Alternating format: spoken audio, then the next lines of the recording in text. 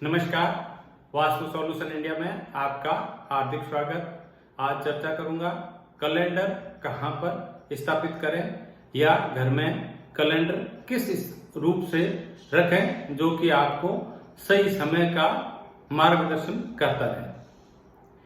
Calendar हमें तिथि, तारीख, वार और नक्षत्रों की जानकारी देता है।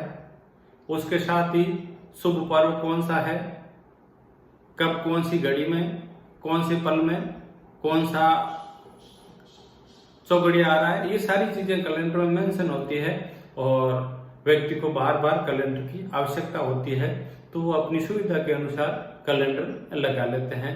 आजकल बहुत सारी जो वर्किंग टेबल है उस पर कैलेंडर मिल जाएंगे, कुछ कोटेशंस के नीचे कैलेंडर मिल जाएंगे, कुछ व्यक्ति अपनी पॉकेट डायरी में कैलेंडर रखने लग गए हैं, कुछ जहां पर ज्यादा वर्किंग कुछ गृहिणी है रसोई घर में भी कैलेंडर लगा देती है। तो कैलेंडर की भी एक दिशा होती है, अगर वो उस दिशा में लगा हुआ है तो वो बहुत ही शुभ है, अन्यथा उसके परिणाम भी विपरीत ही मिलते हैं। तो चर्चा करते हैं किस दिशा में कैलेंडर होना चाहिए और कहां पर नहीं होना चाहिए। सबसे पहले कैलेंडर का एक मुख्य विधान है कि आपके मुख्य द्वार के ठीक ऊपर मेन गेट या कोई भी गेट, जैसे रूम का गेट है, किचन का गेट है या कहीं भी किसी भी प्रकार का कोई गेट है, तो उस गेट के ठीक ऊपर और उस गेट के ठीक सामने कैलेंडर नहीं होना चाहिए। दूसरा, पंखे के नीचे कैलेंडर नहीं होना चाहिए। आपने कैलेंडर लगा दिया, दिशा के अनुसार लगा दिया, अब आपकी तेज हवा सामने से कूलर की हवा आ रही है या पंखे की हवा सीधी कैलेंडर पे पड़ रही है तो उसके पन्ने फड़फड़ा रहे हैं, तो आपको जो नौ अवसर मिल रहे हैं वो अवसर भी फड़फड़ाने लग जाते हैं।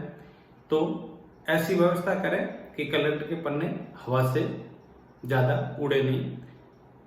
तीसरा है कि कैलेंडर को बहुत सारे लोग सही जगह लगा देते हैं। मेरी फला तारीख को कोर्ट में पेशी है तो उसको रेड मार्क कर दिया, उसको गोला कर दिया। उस तारीख को आप हाईलाइट कर रहे हैं, मत करिए ऐसा, वो आपके लिए शुभ नहीं है। शुभ होती तो आपको कोर्ट में क्यों जाना पड़ता, आप खुद ही सोचिए।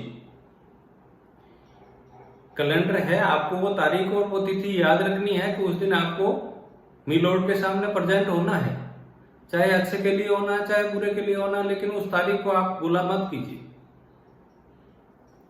ये भी बहुत सारे घरों में व्यक्ति करते हैं। आप कब परख के देखिए, इसके परिणाम आप खुद को मिल जाएंगे।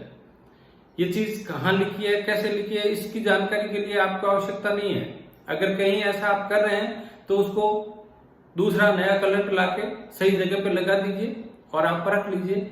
हो सकता है आप मेरी बात से सहमत हो, नहीं सहमत हो कोई बात नहीं, आपकी मर्जी।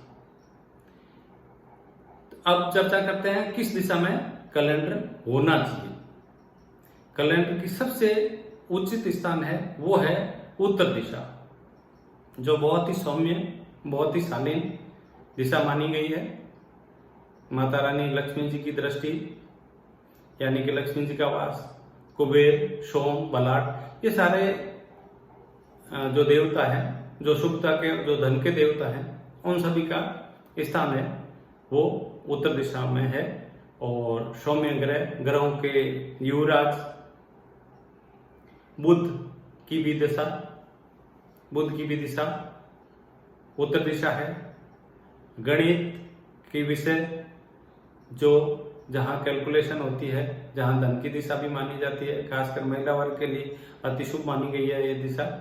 तो कैलेंडर जहां भी लगे वो दिशा आपके घर की उत्तर दिशा होनी चाहिए। उसके पश्चात आप पूर्व दिशा में भी कैलेंडर लगाएं, आपको उतना ही शुभ होगा जितना कि उत्तर दिशा में।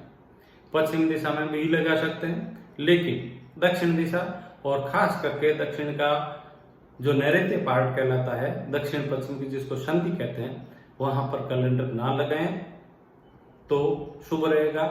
और अपनी वर्किंग टेबल में कम से कम ठीक फेस के सामने कैलेंडर ना लगाएं। बहुत जगह अपने को जरूरत होती है बार बार समय का आभास, समय का ज्ञान लेने के लिए कौन सा टाइम कब क्या कैसे करना है उसके लिए कैलेंडर लगाते हैं, लगाइएगा।